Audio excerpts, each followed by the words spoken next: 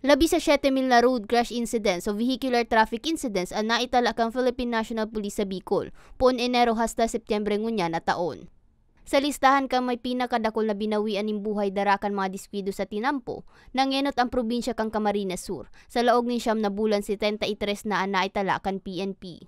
Sinundan kang Albay na may 41, 23 sa Camarines Norte, Masbate asin Sorsogon, 20 sa Catanduanes, mantang 11 sa Naga City. Probinsya kang Albay naman ang may pinakadakol na naitalang danyo sa propriedades darakan mga diskwido sa tinampo, kung sa 1,405 ang naitala kang otoridad. Sinundang kang Camarines Sur na may 1,128, sa 699 digdi ang naitala sa Naga City. 308 sa Camarines Norte, 121 sa Sorsogon, 70 sa Catanduanes, asin 30 road crash incident sa Masbate. Maliban sa education, may enforcement kami, saka yung pagpapatupad ng mga batas na patungo sa road safety. Ayan, yung new license law, kailangan ng mga requirements na dapat bago makakuha ng lisensya ng RANPRO, mag-student permit muna, at kailangan mag-exams, theoretical exams, practical exams. Yun ang ginagawa ng LTO. Kaya lang, LTO cannot do it alone. Kasi isang sangay lang ito ng komunidad, ng society, hindi niya kaya na siya lang.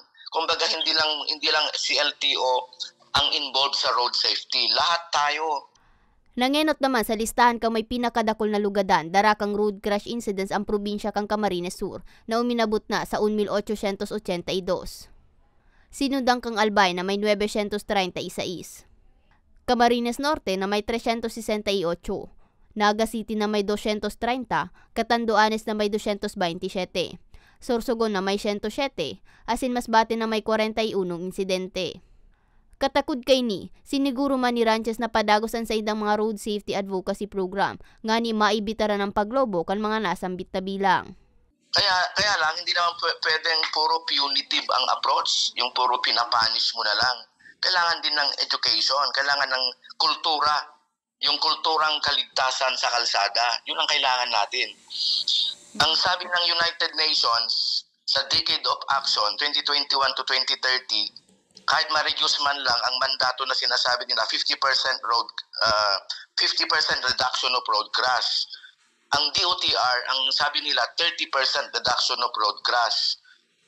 Dito sa regional sa LTO, sa region, sa Bicol region, sa talaan ngayon sa listahan, na-reduce namin ng 15%, nasa 15% na. Kaya lang yung sinasabi kasi na reduction ng 30% or 50%, 10 years yan in the making.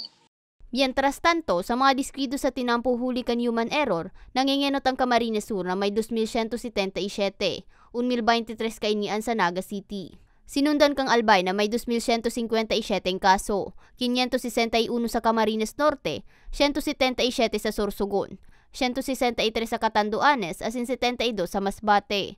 Para sa mga baretang tatak Bicol, May Arango.